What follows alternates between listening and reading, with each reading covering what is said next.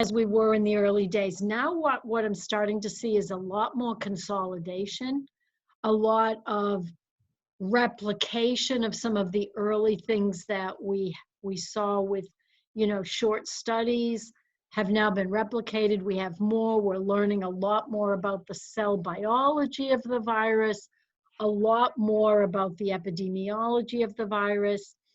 I would say since our last time, a couple of sort of interesting things have started to emerge. And I may share my screen with one piece of epidemiologic data. What's very interesting is how the cases are panning out in different countries, right? We all know the US is the epicenter right now, and the US has had the most deaths, the most cases, and we certainly, by far, are not the largest country on the planet. We do feel that the Chinese numbers might be a little off, lower than they should be. But what is starting to come to light is that the number of cases that a country has have a lot to do with the public health measures that they're undertaking, and two other things: population density and how much mixing, how much travel, how many people you have coming in from other countries, right? And we can contrast, even within the US, we can contrast San Francisco and LA with New York City. Luckily, the Chinese got on top of it, maybe a little late, but they got on top of it enough to lock down so that our Western cities weren't getting a lot of influx of sick people that they were unaware of. New York wasn't so lucky because they had a high influx from Europe, primarily Italy, France, where there were a lot of cases early on. So certain early events and the public health response dictate, how things are turning out. We're keeping an eye on Sweden, the country that didn't do as much lockdown as others. But what we're coming to see is there was a lot of voluntary compliance with stay at home, don't go out, particularly high-risk individuals. So whether you can really say Sweden is a good example of a country that did not really embrace locking down, it's unclear. Brazil did the same thing, and Brazil has a terrible problem now, and Sweden has many more cases. I think last time I checked, there were 3 times more cases than neighboring countries with similar kinds of public health approaches that did do lockdown. So that's a little bit of what we're seeing on the epidemiologic front. We're seeing that the plateau, like we've definitely plateaued in the US, and the virus itself has plateaued. But what's interesting, the plateau isn't declining as fast as we expected. We're kind of, we're declining, but very, very slowly. And we also think we have found that the virus has been circulating, honestly, worldwide, and definitely in the US since the end of December. It really, the end of December. We believe it first cropped up in China in, mid-November in animals, okay? Whatever animal it came out of, whether it was bats at the seafood market or pangolins or some third animal, it came out of its natural habitat, estimated mid-November, got into another animal, and when it first made the jump into humans, it's a little sloppy. There probably weren't high titers being transmitted and high amounts of infectious virus, as we've said before. That tends to be what generates the illness. So you get a few viruses into you, your immune system is going to take care of that. But nonetheless, the virus is adapting and evolving and, kind of stumbling in a few initial hosts. and adapting itself. There were 6 mutations made in the spike glycoprotein to be able to get into our cells. By then, it was ready to cause some serious problems. We think it's been moving around. We're looking back now in the US at deaths in early January that look a little COVID-like, but may have been attributed to flu or some other thing that we weren't aware of. So I think it's safe to say, as we've all been hearing from our public health experts, there's a new virus, there's a new kid on the block. We got a new virus in the human population, and it's here to stay. We're not going to get rid of it. We just have to defeat it, okay? Now, the interesting results, at last count I had, there were 7 vaccine candidates moving rapidly through trials, some of them very promising. Now, interestingly, in the US at least, I think we've talked about this, but for those who maybe didn't hear it, or just to repeat, any kind of clinical trial has 3 phases. What a phase 1 trial does, it's a very small number of people, and you're just looking to see if it's safe, right?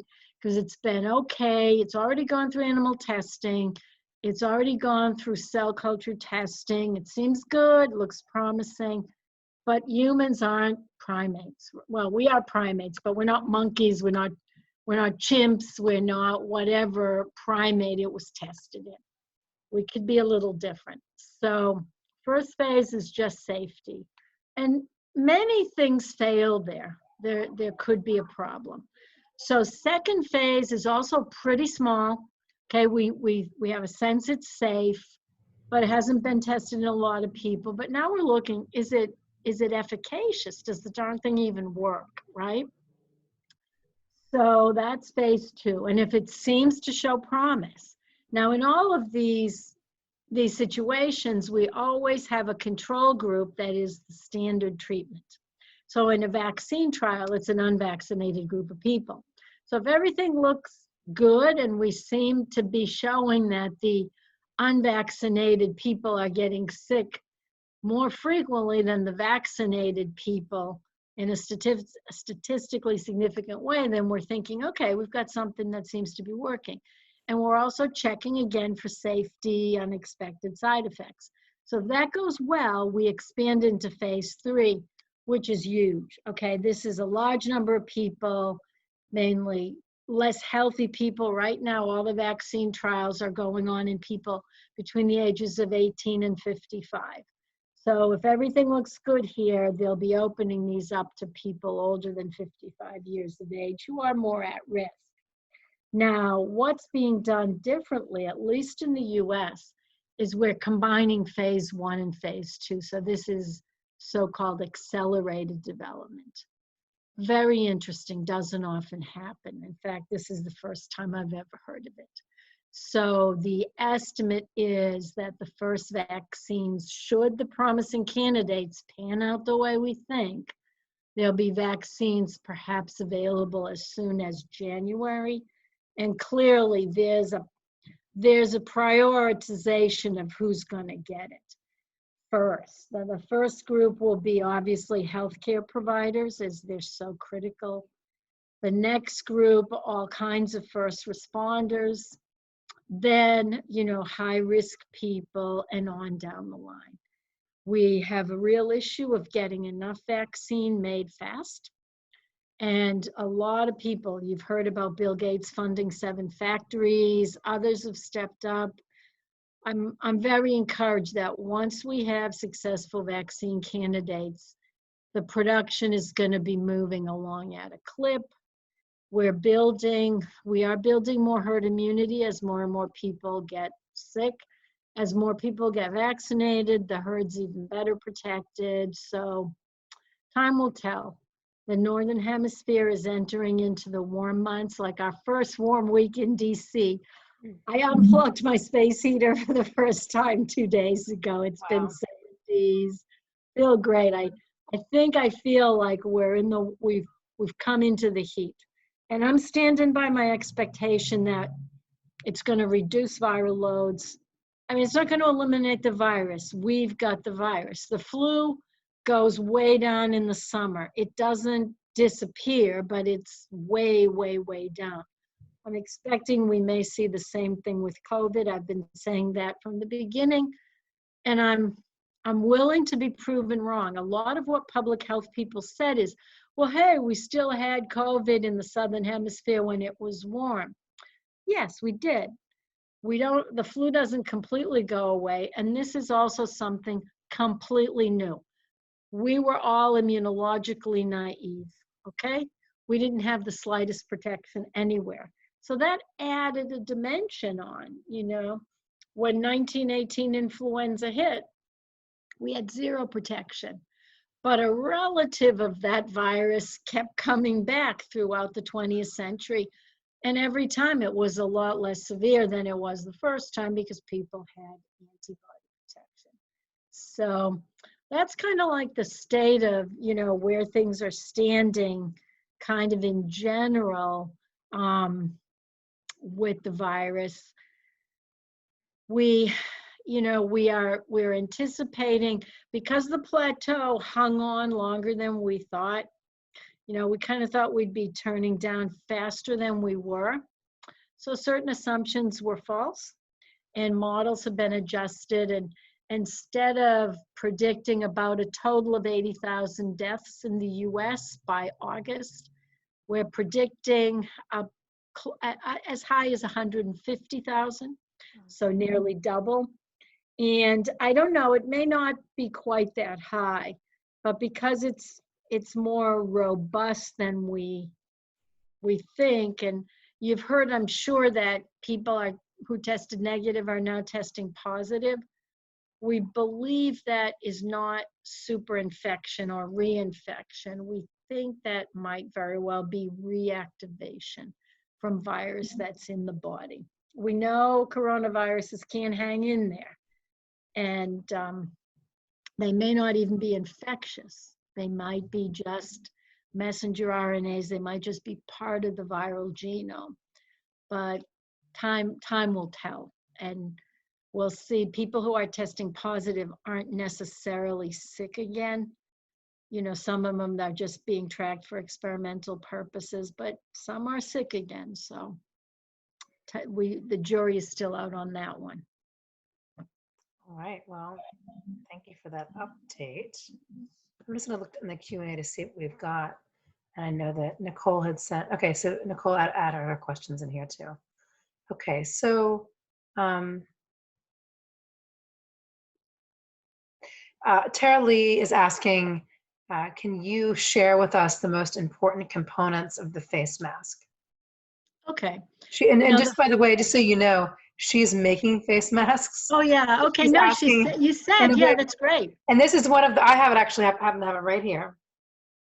This is one of And what does yours look like? Okay, it looks like, I think I see the one that she's using. It has the filter possibility in here too. Yep, yeah, that's the one I was making too. That's a very good choice. The thing about face masks now, and I'm sure you know this, Tara Lee, but let's just repeat it for the newcomers. And I may even be able to find this link. There was a really great graph in the New York Times some weeks ago. I'll send it to Kristen if I can find it. Okay. But any mask with any kind of protective face gear you've got, there's a trade-off between protection and breathability, right? These are the two things you've got in balance. Now, the N95 masks, they have even filtered devices built right into them. They're like 99% protective, okay? When you've got that kind of a mask on, you can treat patients, you can get close to people, and you're a lot safer. It's protecting you more than it's necessarily protecting others. The assumption is you're healthy and you're protecting yourself.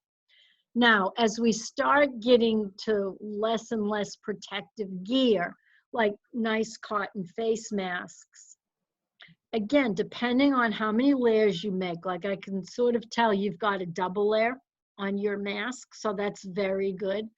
What you're looking at there, you've got to ensure that the person can breathe. So you generally want to do this with the more breathable cotton fabrics, right? So you've got it on, and you've got about, for yourself, protecting you, it's only about 50% protective. But the key part is, if you're sick and you're generating droplets, if you sneeze, if you cough, you've got 2 layers, and that's what's really helping. Like that first layer of cloth is going to capture your saliva, and then a little bit will get through. Aerosols will get through. These are not, these are not perfectly capable of blocking. Droplets tend to be in the micron scale. Things are going to get through there. Viruses themselves are on the nanometer scale. Now, they're not naked, so they usually they're hitching a ride, so to speak, on a droplet of saliva or mucus or something. So you're going to block a good bit of that. You're going to protect others by wearing the mask, but at the same time, you're protecting yourself a little bit. Now, here's the key. Where are you safest? And this is what Kristen said. We were talking about this a few times in the past. You're frankly safer when people are passing you outside, runners. We talked about this. There's the dilution factor. There's the fact that the aerosols they're not going to land on you. They're going to go around you in the air streams that your body produces even by walking through the air. So your safest place to be, if you want to meet up with a friend, or, maybe have a drink with a coworker because you're going nuts, do it outside. Keep yourselves a distance apart. Make sure you're both feeling healthy. It's a ton safer than inviting them into your house or going to work, okay? What I've sort of said from the beginning, yes, if somebody coughs and you touch the coffee table, like somebody coughed in my house, I touch my coffee table where they coughed, they put in my eye, yes, I can get the virus that way. But I'm far more likely to get it by being in a confined space where a sick person is breathing and coughing, and I'm walking through, we're all sharing the same space for a long period of time. Like the example of the choir. I think the choir in Washington were one person. There was a 60-person choir. An asymptomatic sick person was singing and, interacting, socializing. 45 out of 60 people got it. And I cannot believe they all touched the surface. They got it by inhaling, they're singing together, they're breathing deeply. That's a recipe for disaster in terms of sharing any aerosol virus, right? They would have gotten the flu. That probably 30 out of 60 would have gotten it if the person had been slightly ill with the flu. So honestly, if you really you're really feeling like you need to socialize, meet up and get out, do it outside, wear your cloth mask, keep a little bit of a distance. Like people were asking me, well, if I'm social distancing, why do I need a mask? Well, the mask isn't 100%, right? So you're doing 2 interventions that neither of which is 100%, but together will probably get you close to 100%. And the first thing, whoever you link up with, just ask the question, how are you feeling? Have you been exposed to the virus? Are we safe to get together? For your sake and their sake both. This is the kind of thing I've been exploring myself, because I'm getting cabin fever. I'm just, because I live alone, I'm just like, I gotta see another human being, other than the Trader Joe's cashier, right? Or people on Zoom. Yeah, I mean, I'm seeing people on Zoom, that's nice, but it's not the same. We're not built that way. We just aren't built that way. So as we consider my workplace, why I got a little down is I was thinking we were going to see a respite at the end of May and we'd see reopening. We'd see more reopening. All but 2 states are now reopening gradually.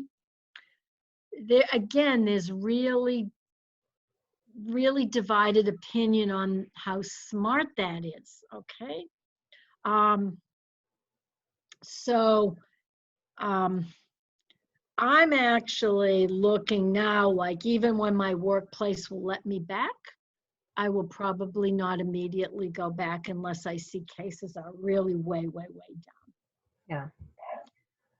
So in terms of, just to go back to the mask question, this is, I mean, these are good. This, I mean, this has a good function. But yeah, I'm sure that they're very Lee, breathable. They're good, but you want to you want to be careful touching them when you take them off. yeah, You want to wash them frequently. You want to make sure they're. You don't want to be reusing the mask. I use these. I use hijabs and these things for bikers, right? I make masks, but I give them away, right? So I tend not to be masked, but I've got something else covering my whole kind of face. But I will wear it a day and then throw it in the washing machine. okay, so we've got some more, and Lee, if there's a follow-up to that, your question, just let us know. I'm just gonna go down on the Q&A here. It's from someone anonymous. Any advice for navigating the new normal of being safe, limiting exposure out of the house, but yet starting to live a bit again, i.e. dinner with friends, less than sex, haircuts, etc.? Yeah, I mean, it's all a very individual situation depending on your personal health status, right? You're a low risk individual, although we're finding a ton of low risk individuals getting really sick. We don't have an explanation. But if you really can't take it anymore, understand where you're safest. Outdoors, okay? Indoor kinds of spaces with, if you're in indoor space, what you want to try to do as much as possible, you notice my window is open back here. Every window I have in my place is open. You know, I'm definitely ventilating my place. I mean, I don't have anybody new coming over, but if I'm in a public place or going to the gym or, you know, going to get my hair cut, I will be looking out to see if good ventilation is even possible. Like where my hairdresser is, they're in a mall that's underground by the subway stop. So that kind of hairdresser is going to be a lot less safe than the kind that's above ground and they're opening windows. So these are the kinds of things you can be looking for. Is there cross ventilation? Are they scheduling people carefully so that at any given time there's not a lot of people there? Of course, your hairdresser has to get close to you. There's no way around that. You know, they should be really monitoring themselves carefully for any changes in their health status, but using common sense, you know, if you want to go to a restaurant that's open, I've been trying to support my local ones just so they don't go under, but I've always done takeout. You might consider, you know, do takeout and go to a picnic table in a park with your friends, you know, rather than staying inside. Can they open windows? How many people are packed in there? These are the factors you can examine. Will it be 100%? All it's going to take is a few unlucky encounters and you can be ill. Okay. And then another question from Nicole. What about a road trip this summer instead of flying to an out-of-state destination? Does this feel acceptable or is this rude and inconsiderate? All precautions would be taken while traveling, but not sure this is okay. I mean, I personally don't see why it's not okay. I mean, I think people are starting to see that the non-COVID related effects are painful and they're starting to happen. So I mean, you know, think it through. You know, are you going as a tourist? You may not even be able to visit places. Are museums even open where you're going? Are tourist attractions open? Like, what are your goals? And can you do the things you want to do? If you're going to visit people and you're taking, you know, as many precautions as you can, you've got family members. I mean, I think it all comes down to, can it be done safely and where are you headed? I mean, I have started, again, this is a financial thing. I think I've told people I do Airbnb. I've lost a significant amount of my income, and I've got to start thinking about getting it back. So what I'm looking at is getting DC interns. We often have a lot of student interns. They come and do an internship for the summer. So I've done that in the past before I did Airbnb. So I'm looking at maybe getting someone in, people who'll be here for a longer period of time. But I'm very concerned about their health status and whether they'll be going out to work. Will they be bringing the virus back to both of us, right? So I will not do Airbnb where I could have 5 different groups in 1 week. In the past, it'll be a long time before I can do that. But I will try to have a roommate-like situation, and I'll be very concerned about it nonetheless. So where are you going? And what kind of, where will you be staying? What will you encounter there? I don't think it's a question of rudeness, but it's more a question of your own safety. And what happens if somebody in your family gets sick on the road? What are you going to do then?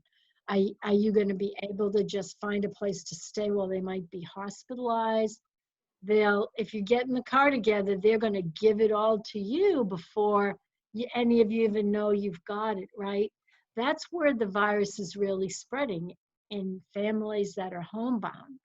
So, I mean, the calculation is difficult. And what I would do if I were you is plot your trajectory and look at what are you going through? How bad is the virus where you're headed? Will you be safe in the places you stay? And at the end of the day, I mean, even Fauci himself has said that he thought it would probably be fine for some limited amount of travel this summer. So just do your research and, balance that with how much risk you feel you want to take. I personally would not do it myself. And even I wouldn't do it if I were 45, never mind my current age. So I think unless things change dramatically, or you're going to a place very rural that hasn't been hard hit, I would say the risks outweigh the benefits still. Interesting, because I've actually thought about that myself, like in terms of my mother and my family, and I'm like, and we're road trippers. The Kaczynski's road trip. Yeah, you love your road trips, right? You love your road trips. So I've thought about it, and I'm like, well, the challenge is, being a road tripper. My son and I have driven around the country twice in the last couple of years. So, there's so many public restrooms. There's like, where do you stay and how do you know that those are clean? Because usually we do the Airbnb thing. Like, is that even an option? Like, where are you going to stay? Right? Unless you're going to visit people. It's very tricky. It's a tricky thing. Exactly. Yeah. Well, if you went, I mean, the place where I'd feel the most confident is if you could drive straight through to where you're headed.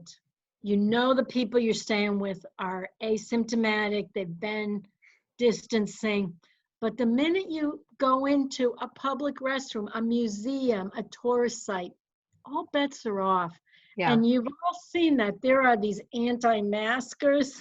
There are people. It's like someone. There are a lot of them in Santa Monica. Let me tell you. And someone was shot and killed in Michigan. A poor guy outside a dollar store who asked a customer to please put on a mask was killed for asking. I mean, what's going on? So masks protect others, and I mean, this just makes me think we got some wrong values in the United States. At least some of us have some wrong values, So it's a difficult equation. And, again, Kristen, she loves her road trips, but it's more about family than getting in a car and driving, right? It's about who she's going to the question, Karen, like from a scientific perspective, I mean, we'd have to do the data, right? But if you were to guess, it's like, what makes more sense if you have to go somewhere? Driving if it's or flying, right? I Oh, mean, well, I would absolutely go with driving, with the understanding. I mean, it depends on the distance too. How far are you going, right? And if you can drive there in one shot, then it's clear. then you definitely drive. Yeah, for sure. Yeah, absolutely. But if you're stopping, because the thing I fear the most is all it's going to take is one unlucky thing and everyone in the car is infected, because look how small the car is. Okay, keep your windows open as much as possible. Keep your ventilation, even so, it's a very confined space and you're with the same people. So these are the things to do to help yourself be safe in the car if you have to do it. A lot of the airlines were promising no people in the middle seat, but they're not holding to it. They're not respecting that. And I know part of the reason is they've cut down on flights so dramatically. Even the customers are clamoring. I work for USAID, okay? And we have, I work with a group that's trying to help evacuate American families from places where there are epicenters and they want to get back. Okay. We had a situation of a family, they they worked for the US government, they were approved to come home. They couldn't get a flight for 2 weeks out of the place they were trying to leave on any airline that is still flying in and out of that place. Yeah. So what could those poor people do, right? So they took the first available and it was sardine packed, there was no empty middle seats. And on the other hand, I understand how much money the airlines are losing, and they're fighting for their lives too. So clearly, if you have to travel, go with the road trip if you can, but understand the risk about that. Call the airline too, you can try to balance it. If one good thing about airline air is they do HEPA filter it. They do check people with, for fever getting on.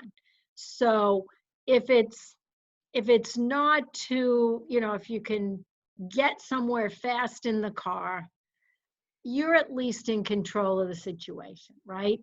When you get on an airplane, who do you know? There could be 10 asymptomatic carriers, there could be whatever, but you're not exposed to them for very long, and the air is getting filtered.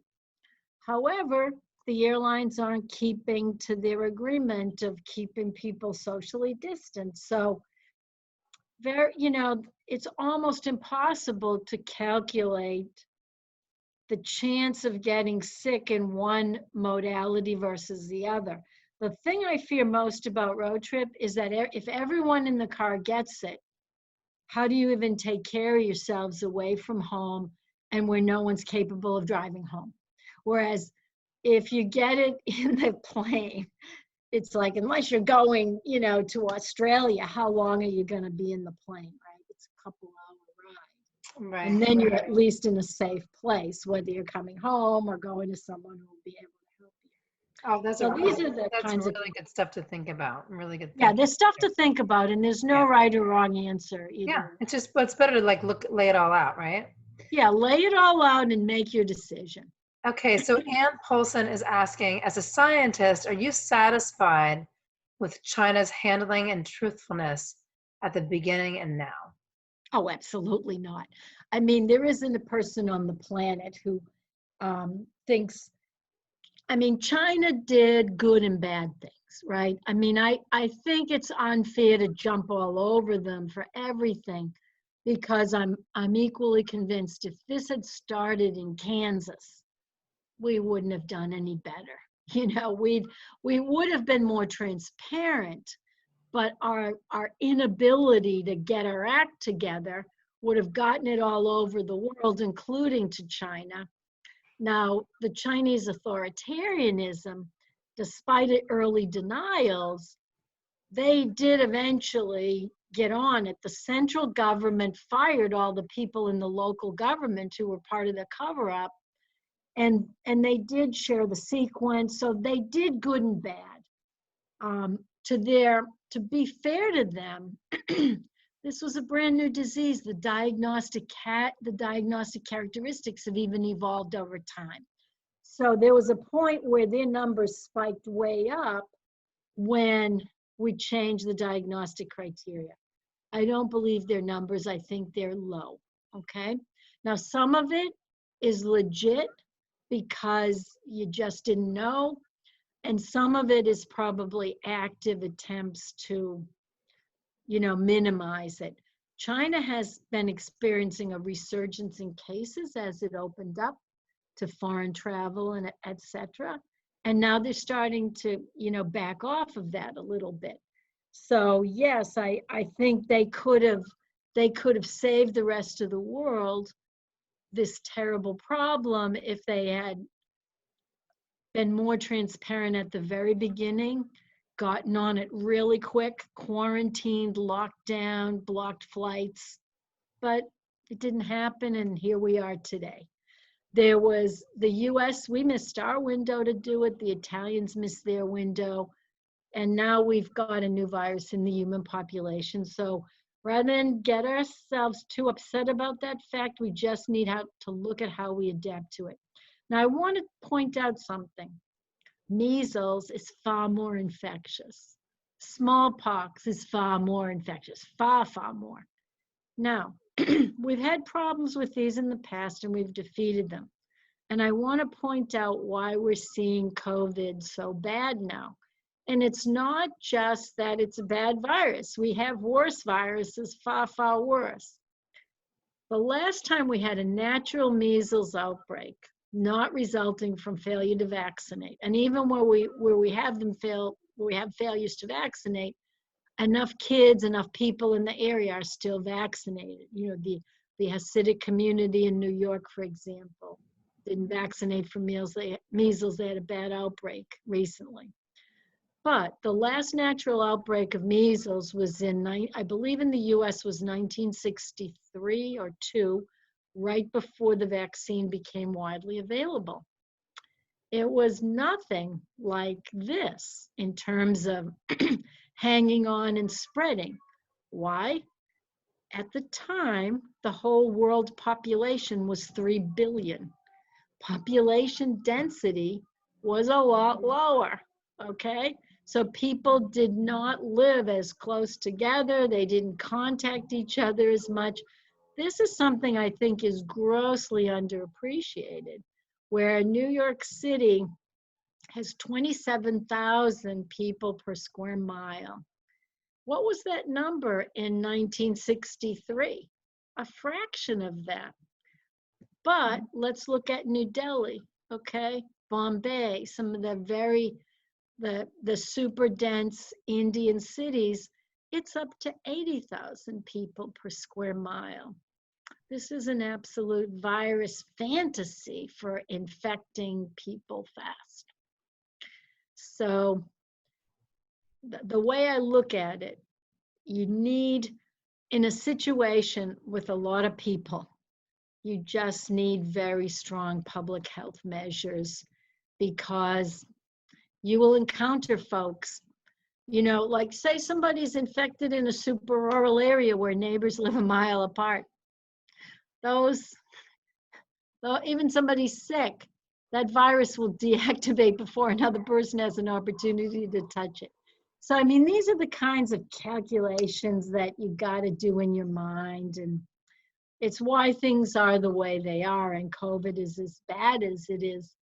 And, historically, though, I never want us to forget we have tamed worse, far worse. And we're going to tame this one. And in a few years' time, we'll look back and say, wow, that time of the coronavirus, wasn't that a bummer, And, life will be normal. We'll have learned some things, hopefully, and we may have a slightly different world because of learnings for the better that we had under COVID. I'm hoping that will be the silver lining in this. Yeah. So we've got a question from Jean, one of our regulars. She says, a question about aerosol form of the virus and the building up of an infection load. My son works in a restaurant kitchen where ventilation blows dining room air through the kitchen out to the roof. He is there from 5 to 9 twice a week, once on Wednesdays and Fridays. After exposure on Wednesday, is there a clearing of the virus in his body so that on Friday he starts with a clean slate, or does it just get built up from there? It depends on his immune system. Okay. Now, does it come? Where do the vents pull out? Like, do you have like vents that are sucking from the dining room through the kitchen and out? Is that how it is for his restaurant? We'll see if Jean tells us in the chat.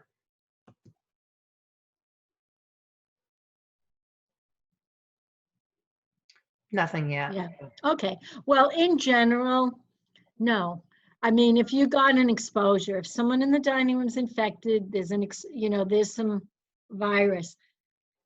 The good thing, it sounds like you have active ventilation there with what we call negative pressure, in the laboratory field where you have the air, you're not pushing it out, you're sucking it into the dining room and up through the vents, through the kitchen. The positive there is it's an active airflow and it's moving. Aerosols tend not to get inhaled. They tend to, if they're moving like that, they just get sucked through. Okay, so yeah, Jean said it goes from the dining room through the kitchen. Yeah, so the danger with aerosols is when there is not ventilation. So if there's active, pumping, if, they're sucking the air out, that's a very good sign because you're never going to have high viral loads hanging in the air. Where things are problematic is when people have got these aerosols, there's no ventilation, windows are closed, they're just hanging there. And they can hang for several hours. And if you happen to be walking through them and breathing them in, but when you've got airflow, either by your ventilation system pumping or windows open and cross ventilation, they tend to hang out a lot. They don't have much residence time. But should someone inhale that, right? Should someone inhale that stuff a little bit? It's probably it's a lower load, okay? So lower loads tend to be less likely to cause infection. Higher loads are more likely to do it. But once you've got it in you, then the time is not an issue. Like say he inhales something, whether at work or somewhere else, then it's a battle between the virus and his immune system. And depending on his health status, where the virus got in at first, is it high up in the nasopharynx or did it get to the lungs? Then the battle begins. And most of the time, our immune system wins that battle, most of the time. But if we're older with a weaker immune system, if we're sicker, if we got a heavy viral load, then sometimes the virus gets the upper hand. She has a follow-up here. She says, if there were no airflow, would there be a time when the virus clears out of the human system? There's no way. It doesn't. Once a virus is in and infecting cells, it's all about the immune response. There's no time per se. It could be months, or it could be with a good immune response, it could be out in hours, right? This is where our innate immune system, these very non-specific early responses, they stand us in good stead. We constantly get exposed to all kinds of stuff, but how often do we get sick? Not all that often. It does its job. It's just when we're not healthy or our immune system is not active that, it gives the virus a chance to get into cells, begin replicating, and then it's off to the races. So this is why it makes sense to, take the vitamin C or take the Defense or whatever you get at the homeopathic pharmacy, to eat the vegetables, to get good sleep, because all of those things potentially help your immune system become stronger or be stronger. Absolutely. All that stuff. Stress minimization, good sleep, we've seen a few things, good vitamin D levels, just healthy eating in general, healthy lifestyle. The healthier you can get your lifestyle now, you're just arming your immune system to do a better job if it does get the exposure. I mean, what I think is interesting about that is I've always said, I'm like, I don't, now this is a different, we're dealing with something totally different here with COVID, but I've always said, I'm like, I don't think that people make me sick. Like I make me sick. And that, so it is part, it's not 100% of it, but it's part of it because here we can be exposed to viruses, but our bodies can fight them off. And that could happen with COVID too. So our body's response to whatever we're exposed to is a key part in getting sick. And so that's why I got to keep, I've kind of laid off. It's so interesting. I'm glad we're having this conversation because when, you know, the whole COVID thing was starting, I went to the homeopathic pharmacy. I got a bunch of stuff. I was taking my vitamin C. I was doing all of my things. And I've kind of backed off of that. And so I have to remember that I have to get back to that. And some of that stuff hasn't been shown to be as effective as we think. Again, whatever you do that works for you. I mean, people are doing turmeric, a little bit of fasting that's immune boosting. There's a lot of things to get yourself into good shape. One simple thing I said is the 30-second cold shower. Believe it or not, boosts your immune response. Like you take your hot shower, then the last 30 seconds go as cold as you can and build up to it. You're boosting your immune response, right? And if you That's why they have the cold plunge at the Korean spa, right? Yeah, the cold plunge. That's what it. Yeah. I mean, it's pretty harsh, right? I mean, you can not have a heart attack when you do that. Well, that's another thing. Like, you know, like I prefer to do the shower part because the cold plunge is a little hard on your heart. But if you start, like when I turn it on, like I'm slowly turning it into cold and I'm starting on my limbs and then my trunk, like I don't like plunge in. But then once I'm all in, I hold that cold water flow on me for 30 seconds. Now, again, it's not every part of my body in there like the plunge for 30 seconds, right? Yeah, no, I mean, the plunge, it's another good thing to do. But cold water, and it doesn't have to be longer than 30 seconds. It isn't a dose dependent. So if you say, well, I can buck up and do it for a whole minute, you don't get any additional benefit. You get the benefit after 30 seconds and that's it. So. And one of the things we do, and I know that Juan's on here, maybe some of my other yoga friends are too, but in Iyengar yoga, a big part of the practice is inversions. And it's said that inversions help strengthen the immune system. That would make sense because you're flipping the lymphatic flow. Yeah. You know, normally the lymphatic system, like that's where a lot of this action's taking place, right? And there are valves to, you know, pump up from the legs, but you get yourself reversed. You kind of flip that up and, you know, you strengthen the parts that are normally getting a benefit of gravity, and then you take a little pressure off those that are normally pumping. Yeah. So it's a good idea. No, it's definitely it's interesting. And then at some point, you know, you've done a long enough headstand, like doing it long, it's like the shower, like doing it longer isn't necessarily better. There you go. And maybe one can speak to that. Once you get to a certain point, you know, you get a benefit after so much time, and doing it longer.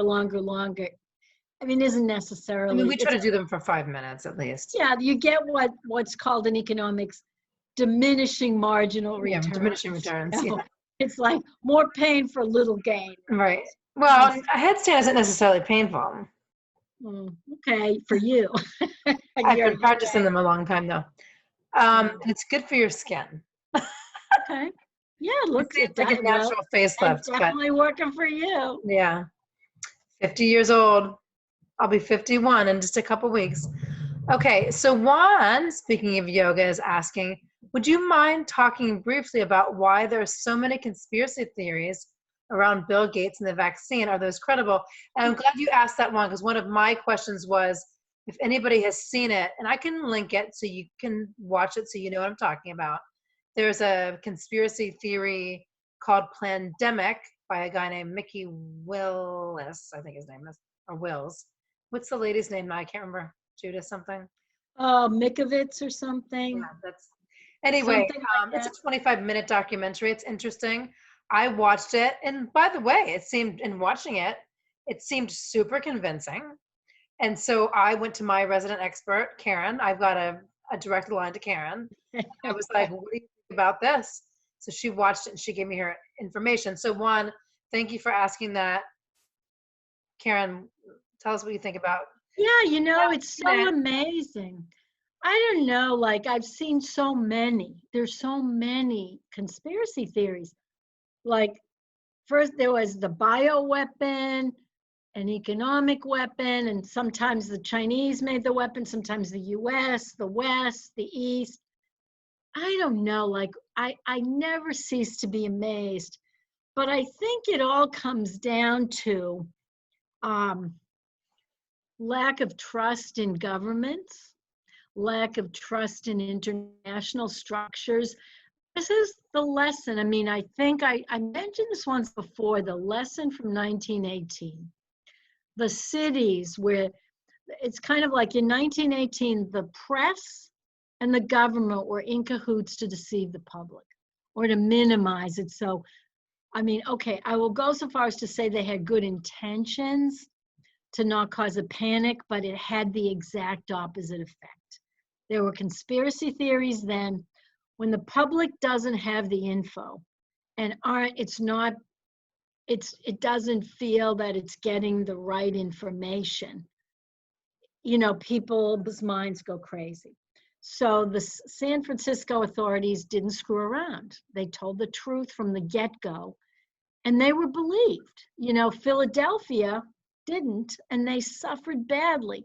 San Francisco had a lot of deaths, but they emerged less scathed than other cities. And they also had the public stepping up because they believed the government was honest with them. And they volunteered to be ambulance drivers and to help sick people. Because another fact about who survived 1918, there was no treatment of any kind. We didn't even know what the causative agent was. So we're so far ahead, today. But if you had some nursing care, just simple, somebody encouraging you to breathe, somebody bringing you clean food, clean water, changing your sheets, massaging your back, just even simple stuff that made the difference between survival or just dying, because again, you had the same issue, like the cells, the alveolar sacs were attacked and air couldn't get in to people's, bloodstreams. If you weren't that bad off and you had somebody helping you stand up and sit up and breathe deeply, it could keep you alive long enough for that battle on your immune system's part to be won, for the immune system to defeat the virus, because that's how anybody who is surviving COVID right now and anybody who survived 1918 flu, their immune system did it. It wasn't medications, it wasn't treatment. It was the immune system won the battle against the virus. So Jim Queter has a question. Hi, Jimmy. He's an old friend of mine. Do we believe that many more people have actually been infected versus quote unquote official cases being reported? If so, that skews the statistics on how lethal the virus is, correct? Oh, absolutely. Yeah, I think we even talked about this a couple of weeks ago. Now that we know it was in the population by the end of December, there are a ton of people we're missing. We didn't report our first death, I think, until March.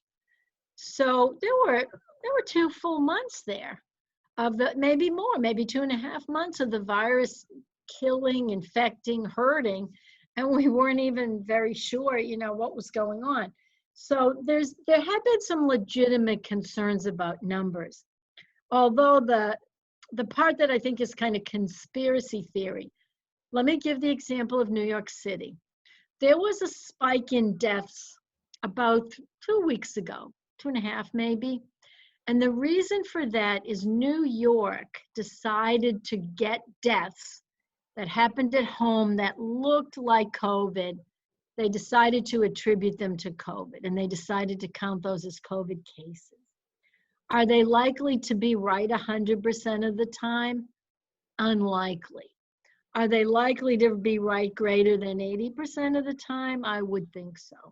Because if somebody had a stroke, they're not looking like COVID, right?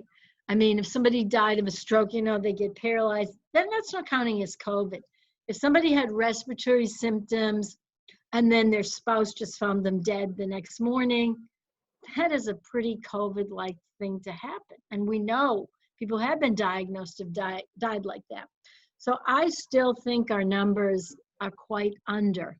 A lot of people aren't getting tested. A lot of people are recovering, suspecting they had COVID. The new antibody tests will tell the tale better. And the FDA has just approved an at-home COVID test. I think this is really going to help us get a better handle. I don't know what the nature of it is. Presumably it's antibody because no one's going to run a PCR in their homes, right? So I presume it's kind of like those pregnancy test kits, but I've not seen the details of it. Probably blood prick or? Yeah, I'm guessing it's either saliva or urine or a blood prick. I don't know. Mm-hmm. I just heard, this is brand new and I just found out about it. So I haven't seen if it's more than one test kit or just one test kit has been approved. I don't know even where to get it or anything. So maybe next week we'll be able to say more about that. Mm. That will give us a better sense. Yeah, absolutely. I still think we're under-reporting. Like, this is part of the conspiracy theories that doctors are being pressured to call it COVID because it doesn't make Trump look good. I don't think that's really happening. I think people are doing, doctors, pathologists, people in the morgue, they're doing their best to get accuracy into the system, I mean, sadly, this has become too politicized when it shouldn't be. And I think while there's always some people with hidden agendas and political agendas, I would tend to say we're undercounting rather than overcounting. By how much, I have no way of knowing. Just FYI, Ron put in the chat that he said he's here, and he said there's extensive studies from UCLA about inversions.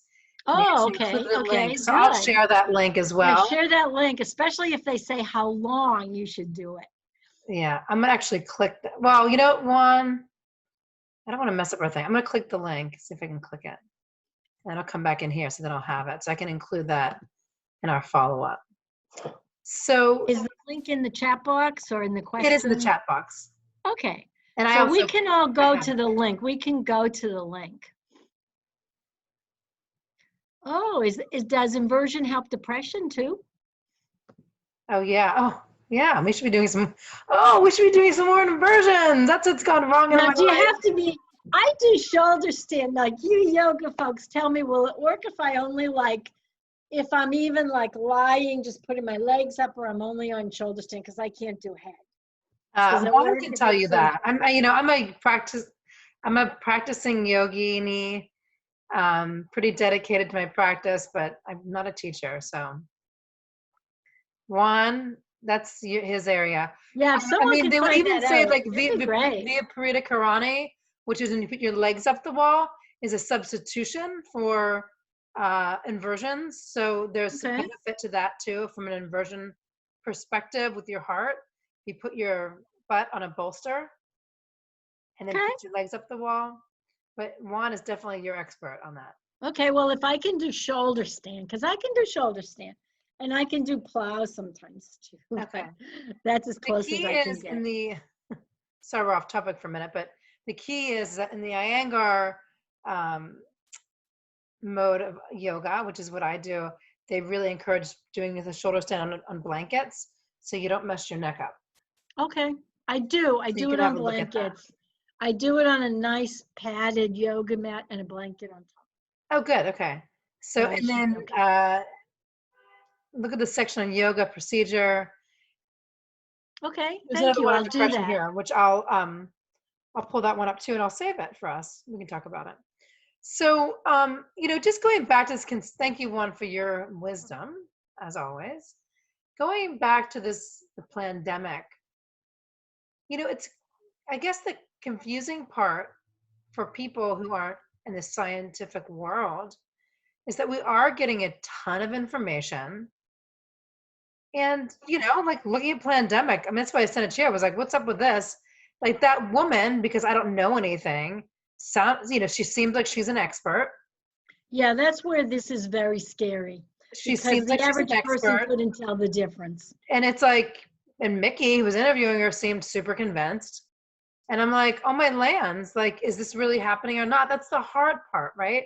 So it's easy for lay people, such as myself, to see that and go, oh my lands, like, is, is this, is there a conspiracy at hand?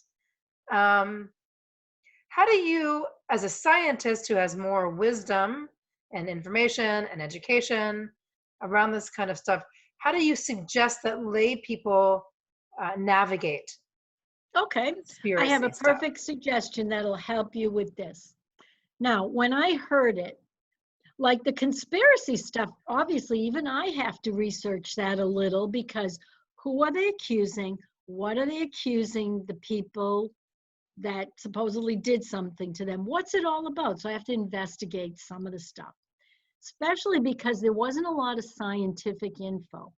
Then I have to look specifically at that person's papers.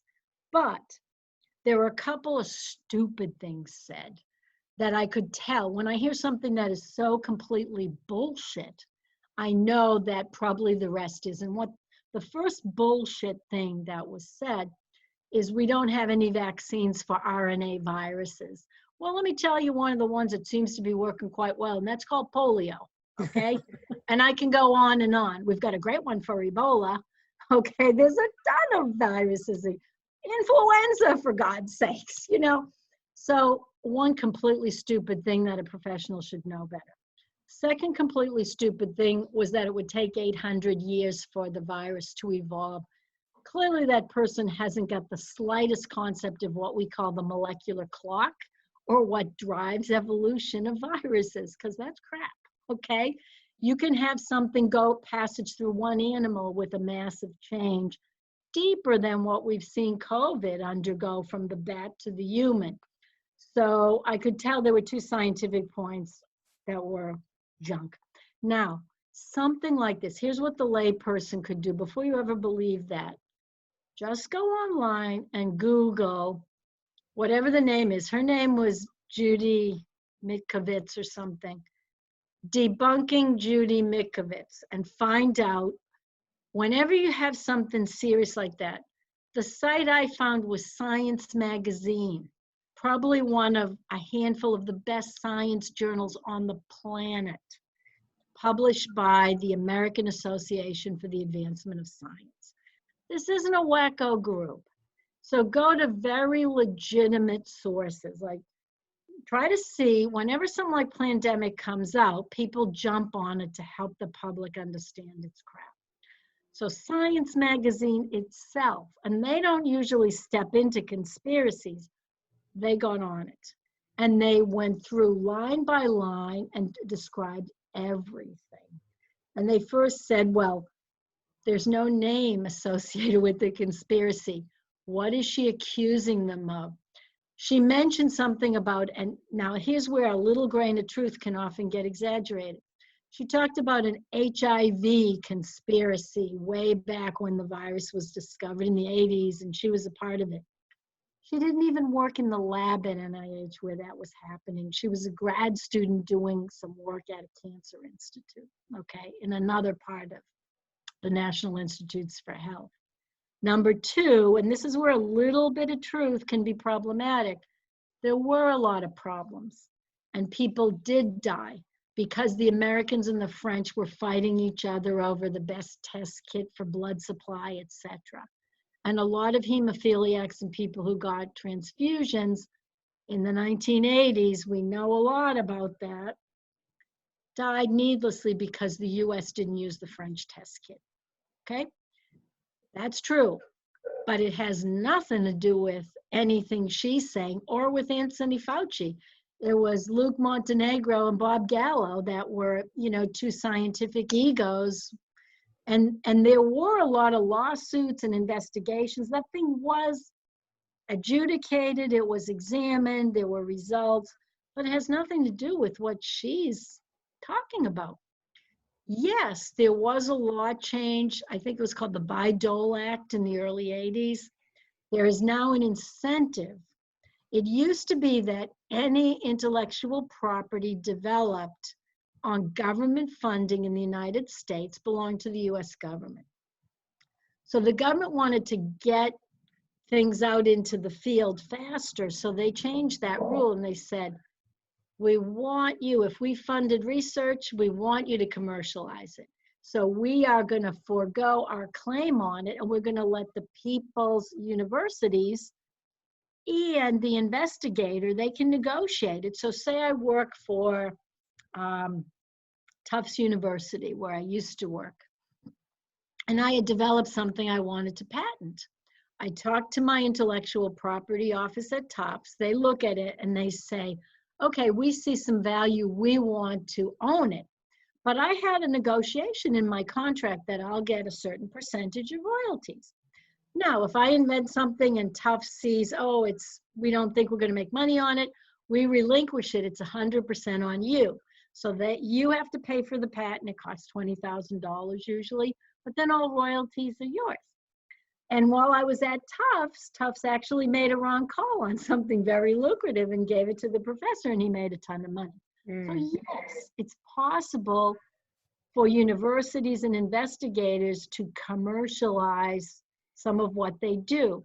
But because of that problem, and because there could be conflict of interest, there are very strict rules about you can benefit. But then, you have to take it outside, like the university itself benefits, and it's up to them to advertise for it. But I have honestly never seen a situation where investigators were the problem children in this. How did the opioid epidemic get so bad? Drug companies pushing doctors to prescribe it off label and that kind of stuff. So I don't see a real problem at the university level where one person is pushing their solution. I see it much more with pharma and drug, generic drug companies. Like right now, the Sackler family is under a terrible cloud. They were probably single-handedly more responsible than anybody else for this opioid epidemic and how they push the drugs. But there's a little grain of something there. So this is why these things are plausible, because there's something there. But chloroquine, now we've seen a lot of big trials. It doesn't help, okay? And that's chloroquine. Chloroquine. That's mentioned in the pandemic, yes. They don't work, and they just aren't helping, so I don't know what she's talking about a wonder drug. As I've said many times, antivirals, because of how viruses work, you can't kill a virus without killing your own cells. You can kill a bacterium. You can target certain things in the bacteria that leave our cells fine. That's why antibiotics are so much more effective than antivirals. You want to kill the cells that the virus is replicating in, you're killing yourself. So this is why they're always difficult. Now, remdesivir, the drug that failed for Ebola, is showing a little promise. It's not a wonder drug, it's not great, but it looks like it's making a little bit of a difference, maybe a 30% benefit sometimes. So let me just come back to the previous question. Here's a way to tell. Here's also another thing you can do to tell when we're getting better at estimating the cases, like are we high, are we low? And this is something Kristen pointed out. There's something called test positivity. Generally, when anyone gets a test for anything, the majority of people are tested negative, right? Because you think you might have it, you don't. A small percentage tests negative. And that's a small percentage tests positive, a few percent, okay? Now, when you don't have enough tests and there's a bias in who gets tested, your test positivity goes way up. Now, our test positivity at times has gone from 20 to 40%. what that's telling you is testing is so severely restricted to putative, possible, likely cases that anything borderline isn't even getting looked at. So when the test positivity drops down to a couple of percent, then I'm going to believe that our cases are probably, what we're reporting is probably accurate. But we'll never get completely accurate numbers, the way we will never have completely accurate numbers of who died for 1918 flu. It'll never be complete. But once we get to a reasonable testing, good testing, quality testing, and remember, there's a lot of false negatives in COVID testing because of not the assay, but where you sample in the back of the nose. If the virus doesn't happen to be right there, you could still be infected and show negative, and the test is completely accurate. So test positivity as it goes down, there's a good chance we're getting accurate case reflection, but we're a long way from there. There's a really good article that I'd shared a number of weeks ago from The Atlantic on test positivity, which I can share again, because it's explained it really well. Yeah, it explains it very well. Yeah. But any lay people wanting to find out, and there's a lot of scientists jumping in to try to help as soon as we hear something crazy. Just Google it, like debunking whatever it is, and then you'll see the reality. 2 journals, some of the 2 best science journals on the planet, The Lancet, a British medical journal, and Nature, a British science journal. They have published a lot on the viral genetics, and they've talked about why this isn't a genetically engineered thing. It's not engineered. We would have done it better if we had. Number 2, when you do genetic engineering, you start with a backbone, and there are about a dozen of them or so for coronaviruses. It wasn't, the telltale signature of an engineered virus wasn't there. Number 3, we don't need to. Naturally occurring stuff are far better bioweapons. Can we be sure there wasn't a lab accidental release? No, we can't be sure of that. But we can be sure that this was not a genetically engineered weapon of any type. So I have got a couple more questions here, and we have about 11 minutes left. I've got another question too, but I'll hold mine for now. This is from Brian. Dr. Duca. Brian. Is that our same Brian friend from Massachusetts? Hey, Brian. Your fellow what's a Massachusetts person called? A person from Massachusetts? Well, like in Pennsylvania, we're called Pennsylvanians. I'm a Californian now. Dr. Duca. I don't know if we have that. Oh, okay. If you do, Brian knows what it is, and he'll let us know. I guarantee. Okay, yeah, tell us, Brian. I've Dr. Duca, a Gallup poll in January found that the share of Americans who say vaccinating children is important had fallen 10% over the last 2 decades, from 94 in 2001 to 84 in 2020. A recent poll conducted by YouGov and Yahoo News found as 55% of respondents said they would get vaccinated to combat coronavirus. How concerned are you with the rise in the number of Americans who are embracing skepticism over the safety and efficacy of vaccines? How significant of a threat to the health of our species do you consider this mindset? I shudder to think where the human race would be if past generations had adopted this mindset with regard to vaccination against diseases from smallpox to cholera, diphtheria, polio, mumps, and measles. Yeah, gee, great question. Well, I want to also say something. There were anti-vaxxers back in George Washington's time, okay? There have always been anti-vaxxers. Now, and it's perplexed me like nothing, because vaccination has been one of the best health interventions humans have ever invented. Let me be honest. There is no way to combat infectious disease. Our immune system does it, okay? Antibiotics, yeah, will kill bacteria.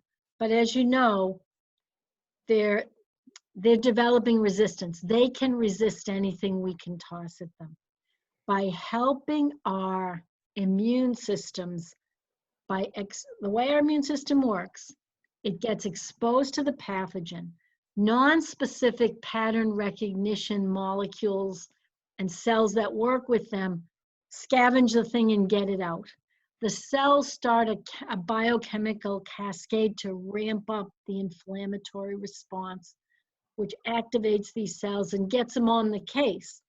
To buy time for the adaptive immune response, these cells present the antigens, and T cells learn what they look like and how to deal with them. B cells learn how to produce antibodies. And mind you, this is why there are different antibodies at different stages. The first antibodies produced aren't the best, but they keep trying, they keep working until they get it really right. Vaccination is a way to get that process of adaptive immunity in place without having to suffer the illness. Now, what has helped the anti-vaxxers was an unfortunate paper published in The Lancet in the 90s, which showed how vaccination caused autism. And there was an actress whose son was supposedly autistic, Yeah, who really ramped up. Jenny McCarthy. She ramped up this movement. Turns out her son wasn't autistic, and he's been healed when they found out what was really wrong with him. Oh, I never heard that part of the story. Yeah, I've heard that part of the story. Now, that's a part I have to check more on, but nonetheless, the paper was thoroughly debunked, okay? It isn't true that vaccination causes autism. Now, what has happened, though, why I think the anti-vaxxers have gained a lot of prominence, there are things put into vaccines called adjuvants to help boost the immune, to basically create a little inflammation, which will boost the response. If you just inject the antigens into a body, chances are they won't do anything because they have to be coupled with an inflammatory response. Secondly, there are preservatives in these things. And the anti-vaxxers are all over what they consider purity, okay, purity.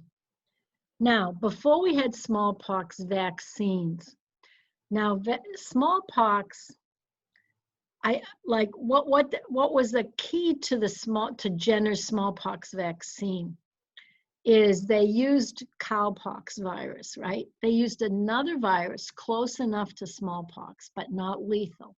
So Jenner observed that milkmaids who got cowpox did not get smallpox. They were protected. So he developed his vaccine using cowpox. Now we do something else today, but it's again a family member that's harmless. The key part with two things about the anti-vaxxers. They believe they don't like the artificial ingredients in the adjuvants and in the preservatives. And it is true. It is absolutely true that there are going to be a small subset of people hurt by vaccines, any vaccine. People have been hurt by aspirin. If aspirin were being discovered today, it would never pass FDA approval. So understand, every single therapeutic has a downside and will hurt some. Vaccination is a public health intervention where you balance off the harm. There's going to be some people harmed, absolutely, positively. It's a small, 1 in 10,000, let's say. But you balance that off with lives saved and morbidity of the millions. That's the whole equation. And I think if we were more honest about that with vaccines and we recognized the downside, I think people have come to expect everything should kind of be perfect all the time, that there's never a problem. In 1977, we overreacted to a potential swine flu outbreak because some recruits at a military base, they went on like a long hike or something, and some were ill, and one even died. A few others got really sick. I think maybe even more than one died ultimately. And it was flu. And we thought, oh my God, 1918, it's coming back. So we rushed out a vaccine. and it had some neurological side effects. So some of the early people vaccinated were harmed. However, that harm, I would have still taken that vaccine had there been a real 1918, which would have, the number harmed with the neurological side effect are still way, way, way minuscule compared to how many who would have been killed by the virus if it had really happened. No, because it didn't. That was a very hard hit to take for protection you didn't need. So these are the kinds of things that go into the anti-vaxxer calculation. And they also are a little naive in how they think that their child's immune system can combat everything. Let's talk about before there was smallpox vaccination. The Chinese and the Africans very early, they knew this thing was a killer, and they developed something called variolation.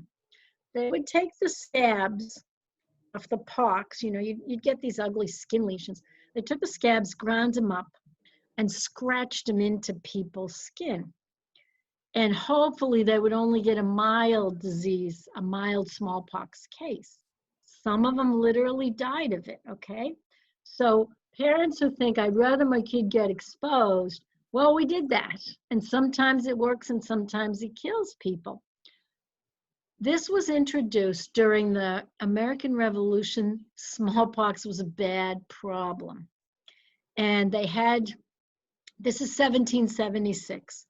We didn't have vaccination yet, we had variolation, okay? That came, like we did, the vaccination did come into it. You've heard of a fellow by the name of Cotton Mather, fire and brimstone preacher. He had a slave from Turkey, okay? It was an African slave who'd been in Turkey, who had scars on his arms. So Mather said to him, hey, how'd you get those scars?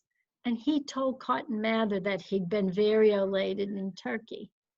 Cotton Mather shared that information with, I think his name was Zebediah Boylston.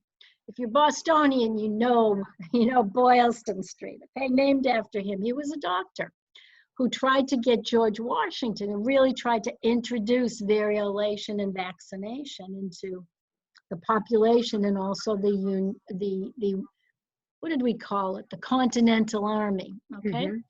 At first, George Washington wasn't a fan, but then he was in Quebec, he was in Montreal, and smallpox ripped through the army, causing him to have to back out of Canada.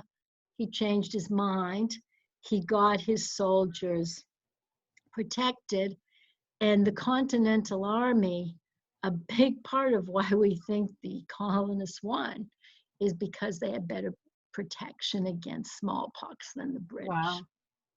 And a lot of people don't know By the that. way, what's interesting that you share that story is that just this last week, Adrian, my son, took a social studies test all about the revolution. Interesting. They did not mention that part of the smallpox story, but it was. They should. They should. So it's just being cognizant of time. It is 1:29. I've got a couple more questions. Juan is asking if we could allocate some time about emotional health. That he's been using yoga, but he wanted to learn about processing emotions. And I'm thinking that maybe it might be interesting for us to allocate some real time next week on that. Yeah, maybe we could have you do it, because I don't have expertise there. And I don't. Well, I do, but maybe we could do it and you could ask me questions. You could ask me questions, maybe. Yeah, that could maybe be that's good. what we'll focus on. We'll make that the focus of next week's talk.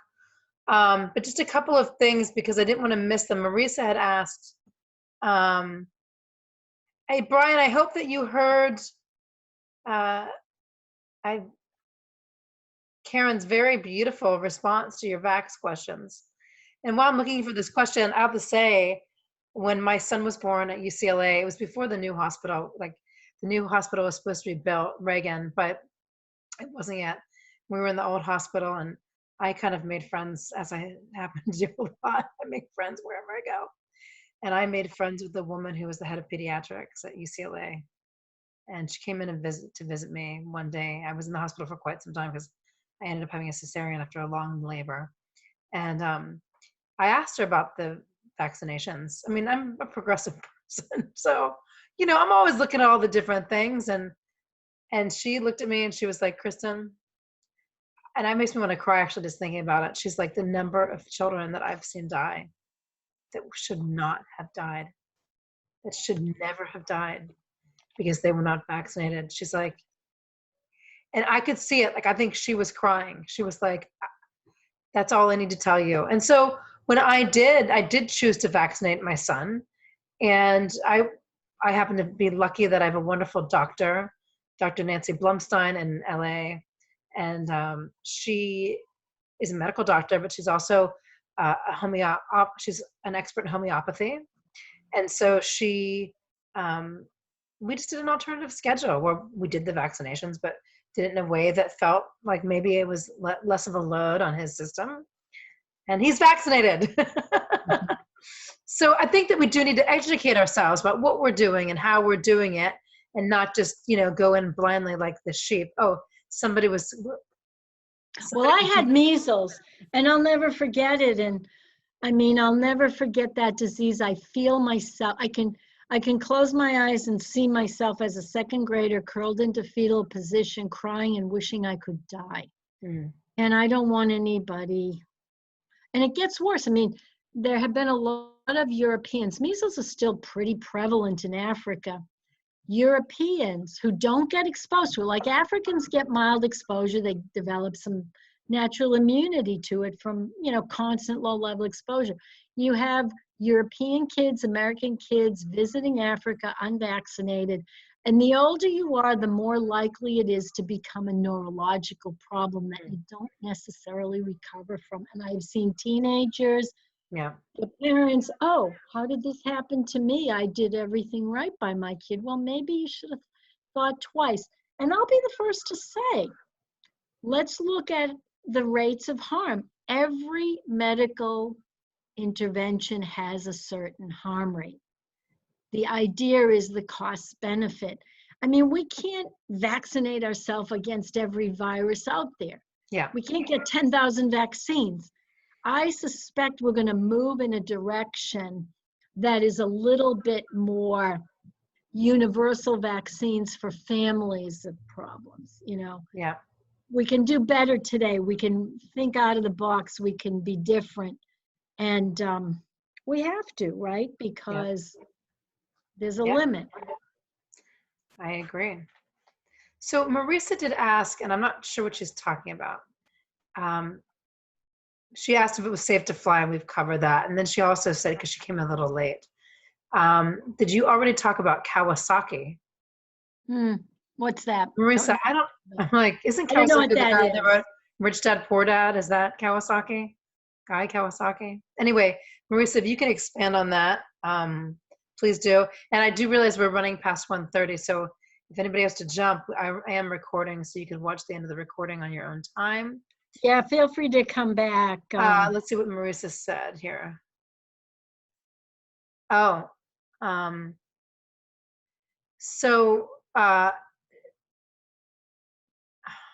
it's a child. Oh, that's the childhood illness. Is it Kawasaki? I've seen it. That syndrome. I didn't realize that's what it was called. I've seen of a couple of different ones. Okay. It's a medical situation with multiple organ failure. Yeah. And I had that as one of my questions for you. I just didn't realize. Okay. We'll talk about children. Okay. Interestingly, we are seeing now that it was false that kids aren't getting it. Kids are showing different presentations. I will say, kids are still relatively more protected than adults. That's still true. What kids are getting, the kind of things that we're seeing with kids, okay, first of all, kids that are sick in different ways, and sometimes the parents don't even know they have those illnesses. We are finding examples of kids that no one in their family is sick, and they come down with a very serious case of COVID. We don't fully understand it. We are seeing neurological involvement, we're seeing cardiac involvement, we're seeing GI involvement, and we're seeing multi-system. Now, what we're seeing in the kids that tend to be getting very, very sick is that they are getting this hyperactive inflammatory response. Okay, we've talked about the cytokine storm and this overreaction of the immune system. That's not real common in kids because their immune systems are less mature. But some of them, you know, whether it be a genetic issue, whether it be related to an underlying chronic problem, I don't think we know enough yet, but we are seeing some serious illness in kids. However, we're seeing something else at the same time. The asymptomatic carriers, half of them are 14 and younger, okay? So more common than kids getting sick and very sick are kids that are carriers, that are just not getting sick at all. And whether these guys are contributing to adults and older people getting sick is still an open question. We think that the main people who are passing on disease are not asymptomatic carriers at all. First of all, they don't have the viral loads necessary to really sicken people. And secondly, like the people who do cause others to get sick, who do transmit the disease, they are a day or two away from their own symptoms. So they think they're fine, but they're what we call pre-symptomatic. So the kids, because there's been more time and we've seen more happening with kids, we know now that they're not immune. But we do know that they're still not by far the most at-risk people. And one thing we're seeing a lot of that I don't know if is realistic yet, when we're hearing about kids, they tend to be pretty sick, okay? We're hearing about some pretty sick kids. I don't know, we do know we're testing kids to know that the asymptomatic carriers, half of them are below the age of 14. So youngins are not getting ill with it. But that missing middle, how many kids are getting a mild illness?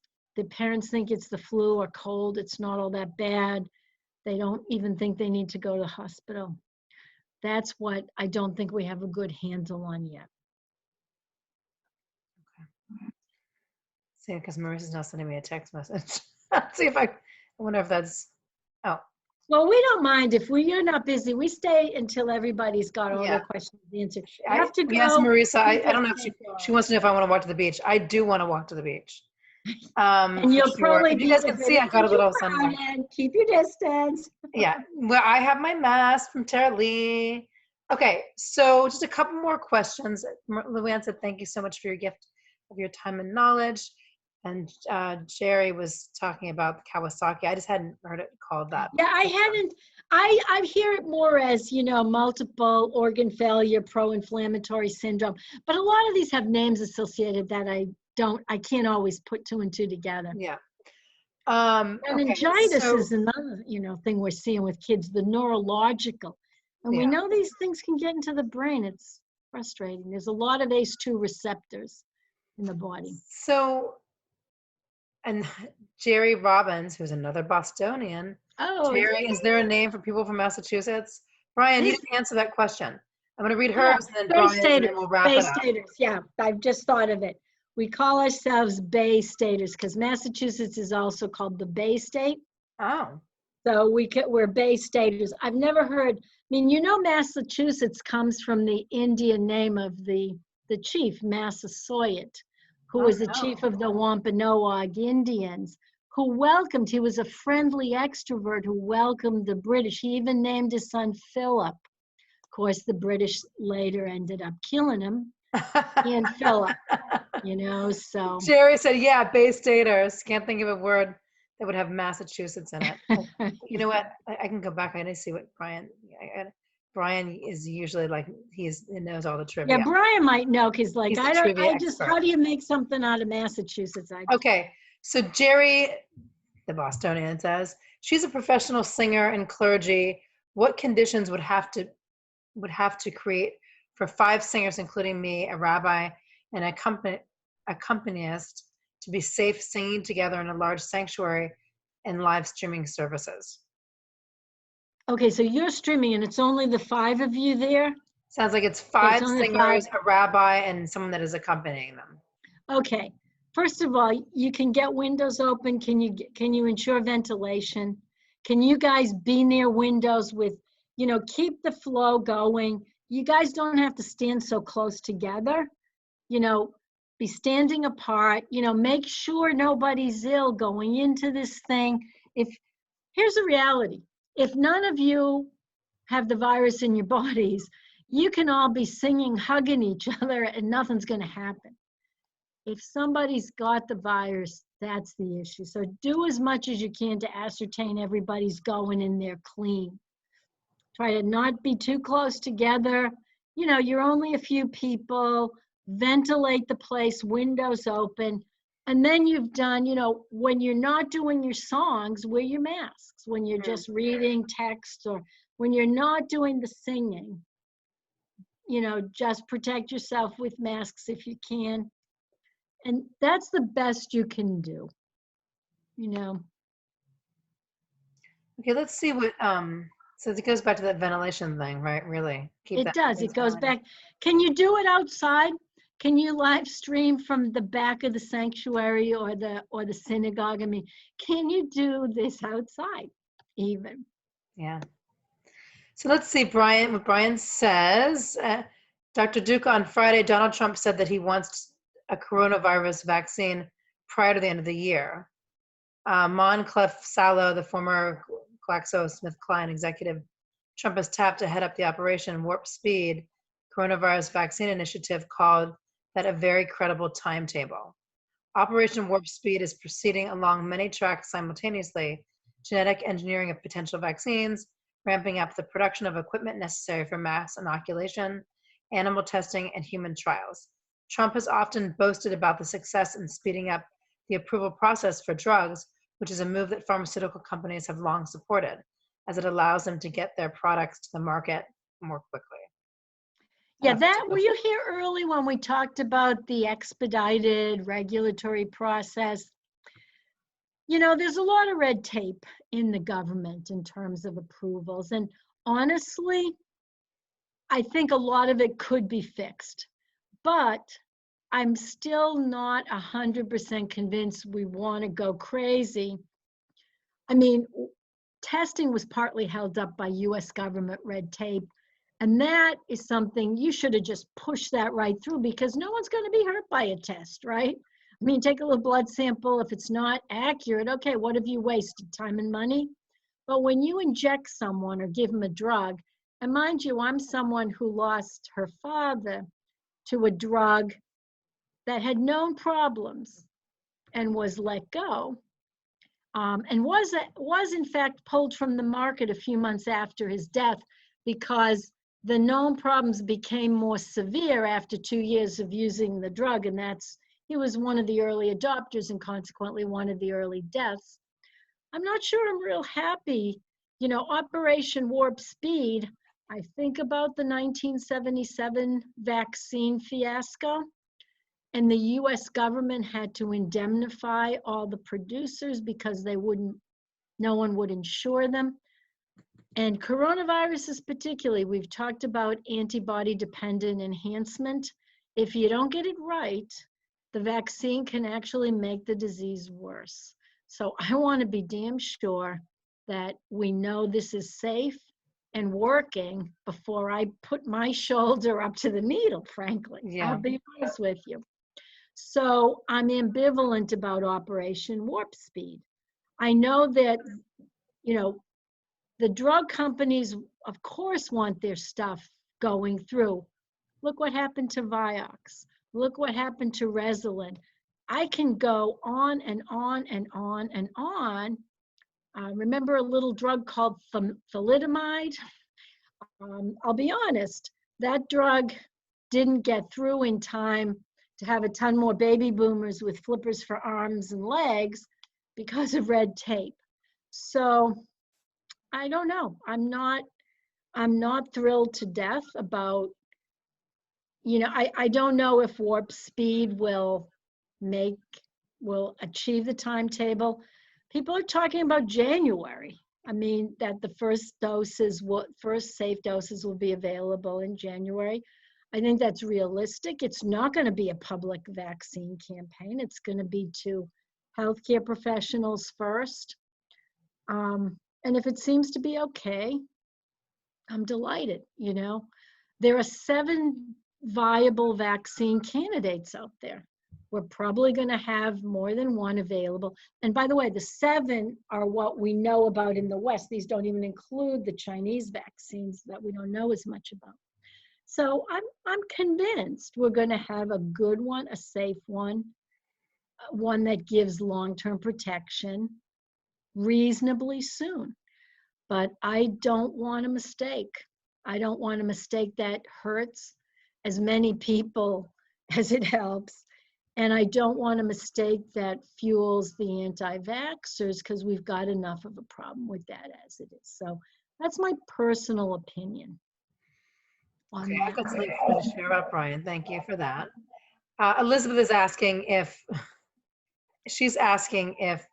is it safe to get 13 5-year-olds together for 2 hours in a room where windows don't open? I think it's never safe to get 13, 5-year-olds together. I mean, how's your stress level? Okay. She is a Montessori. She's a Montessori preschool, so I don't know. That sounds like go and be in a park somewhere, right? Well, yeah. Can you have the kids outdoors? I mean, it's a kind of thing is maybe by August, things will look a lot different. We aren't in a regime yet where there are few enough carriers where any of these things, one could say, oh yeah, fine. If none of those 13 are infected, you've got no problem. Yeah, but so how do you test know? Them all. If they were Can you test all 13? Can you get them all, at least to the best of your knowledge, none of them are carriers? And, if they're all healthy, here are your risks. Let's say they're all healthy. And even if you've got an asymptomatic carrier on day 1, you've got one, and by the time your classes end, like 10 weeks later, you've got 13 asymptomatic carriers that are never going to be sick. Is that any big deal? You've maybe protected 13 kids. But what if one of them has an underlying chronic illness and dies? Can you live with that outcome? I kind of ask myself, can I live with the worst case scenario? And if I can't, I don't go for it. So I mean, I come down to that. That's just me, though. These Right. are personal decisions. Once we get a lower caseload, we're still pretty high. No matter where you are, we're still pretty high on the peak of cases. And that's known cases, right? Once we get more towards August, like I wouldn't necessarily want to put these 5-year-olds together now. But if things keep on the trajectory I'd feel far better in September putting them together. If you want to take them to the beach and keep them outdoors, that's probably a safer way to get them, if you want to do something with them that they don't have to be in the school room where you can't open windows, probably be better. So it was interesting because I was talking to somebody today who often frequents this call. I don't know if she's on today, but her sister's flying to go back to her family, and they have a plan, which I thought was interesting, which was they've been quarantining, and she's going to go fly home. She's going to quarantine for 3 days, and then she's going to go, because I don't know what they're doing in the rest of the country, but in Los Angeles County and obviously in other parts of Southern California, you can sign up to get an antibody test. I don't know if it's an antibody. I don't know what kind of test it is, but it says to say if you have COVID. I guess it's active. I don't know. So they signed up. So they said that the incubation, if after 3 days after a plane, you take the test to see if you have it. So that's kind of interesting strategy. If you can get a test like that, I would say 5 days. I know that the recommendation is 3. I think it's too short. You don't think it's true? You think 5 is better? I think 5, because there's enough evidence that, 5 days you'll get enough of a viral load. And if she's doing antibodies, it takes even longer for antibodies. So if she's quarantined for 2 weeks, she's clean. She gets on the plane, say she gets it on the plane, then she quarantines for 3 days. She might be not even at the level of having IgM after 3 days. Right. It depends on the dose she got, which on a plane is liable to be small. Could take her 12 days to build up enough testable dose. And that's viral, that's PCR virus. That's not even necessarily antibody. So it depends. I would say she wants to follow that, try it at 5 days, but she should be masking even after that around her family members. I mean, she's going to quarantine and be masking for the 3 days. She should continue that on up to, between 7 and 12, if she's still okay. I think she's home free, test or no test. Interesting. Okay. And then I'll leave on this, now that it's 1:52 here. Oh, wow. 4:52. Yeah, we've had a lot of questions. Maybe because we didn't do it for 2 weeks, so people have more questions. Yeah, built up. Brian says, I'll leave it at this, little light humor for we need that. COVID days.